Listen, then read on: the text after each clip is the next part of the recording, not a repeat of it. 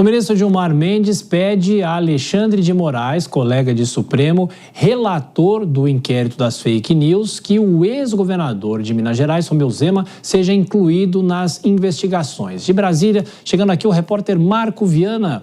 Qual o motivo dessa rusga, meu caro Marco? Boa noite para você e bem-vindo ao vivo aqui ao Jornal Jovem Pan. Como vai? Obrigado, boa noite para você, boa noite a todos que nos acompanham. Pois é, o ministro do Supremo Tribunal Federal, Gilmar Mendes, pediu a Alexandre de Moraes que o ex-governador de Minas Gerais, Romeu Zema, seja incluído no inquérito das fake news. O pedido foi feito depois de um vídeo publicado por Zema nas redes sociais no mês passado. Nesse vídeo, nesse conteúdo, Gilmar Mendes e Dias Toffoli aparecem representados por fantoches. Eles têm ali uma conversa, um diálogo simulado, uso de inteligência artificial e gerou realmente uma grande repercussão a partir do momento que foi publicado desde o mês passado. Segundo Gilmar, o material atinge a honra dele e também a imagem do Supremo Tribunal Federal. Depois da repercussão do pedido feito por Gilmar Mendes a Alexandre de Moraes, Romeu Zema reagiu e subiu o tom contra o Supremo.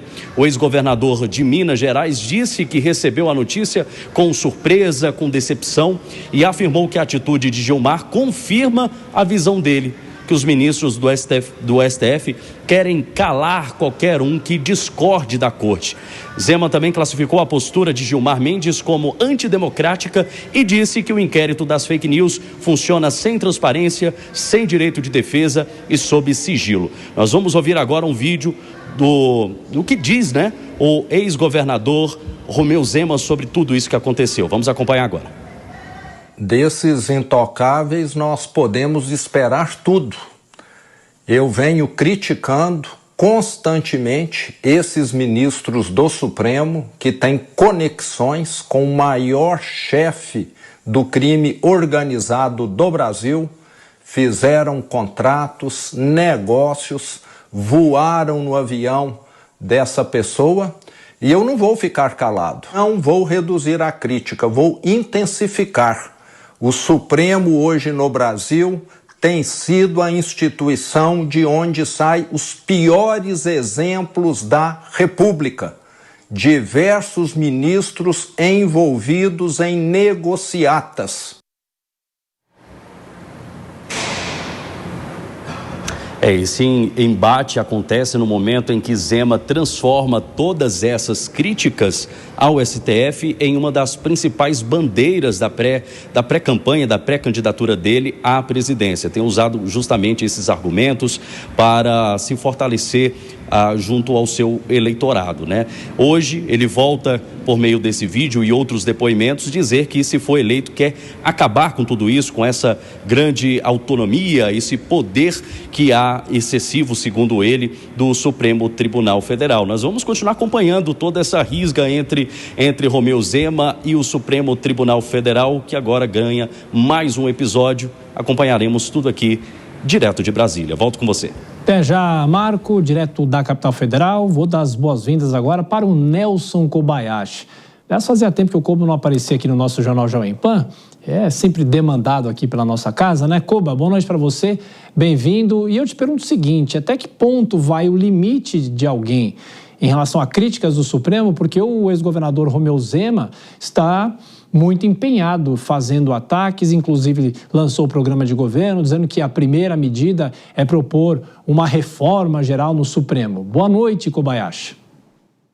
Boa noite, Tiago. Boa noite, Dora Kramer. Boa noite a todos que nos acompanham aqui no Jornal Jovem Pan. Estava com saudade de vocês, sempre uma honra estar aqui no Jornal Jovem Pan. Olha, qual é o limite, Tiago, da expressão, qual é o limite da crítica, da sátira, das reflexões que se faz a respeito da mais alta corte do país e dos ministros da mais alta corte.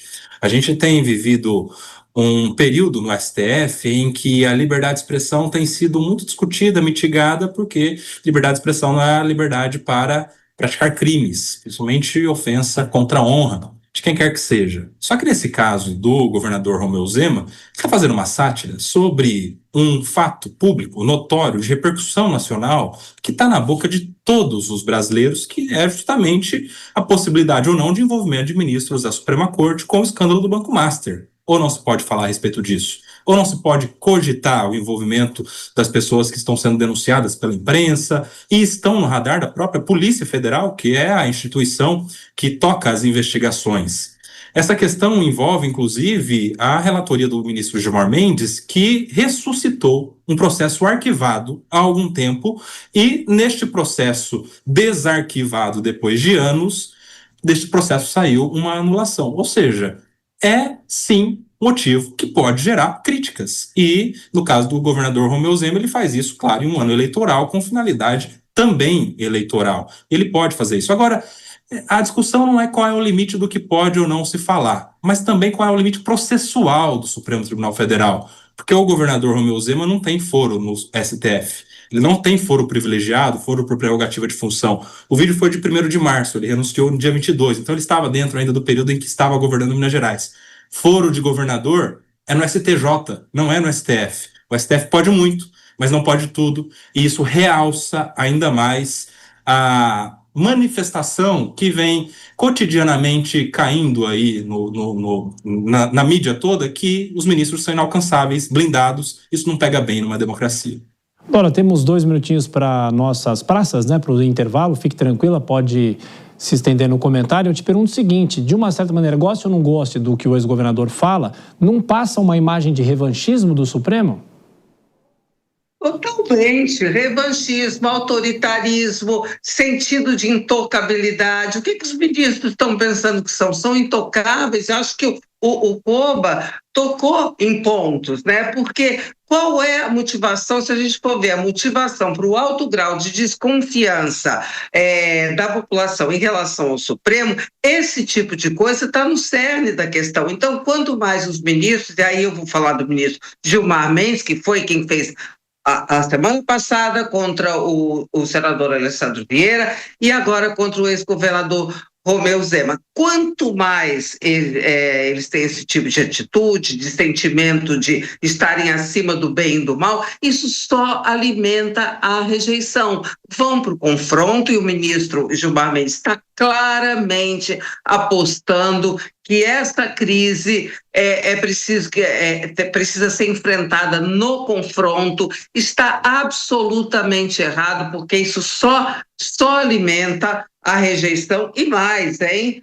O Zema deve estar adorou, certamente, porque deu a ele a chance de aproveitar um filão que hoje é popular, que é o ataque ao Supremo Tribunal Federal. Aí vamos combinar, né? O ex-governador estava muito certo quando disse que o Supremo, o ministro Gilmar, vestiu a carapuça. E não se pode falar nada, não se pode criticar, não se pode satirizar. O que é isso? Esse inquérito da fake news, a respeito do qual já falamos várias vezes, uma coisa interminável, aberto de uma maneira absolutamente questionável. Então, isso só dá razão ao discurso que só aprofunda a crise de reputação que assola o Supremo Tribunal Federal.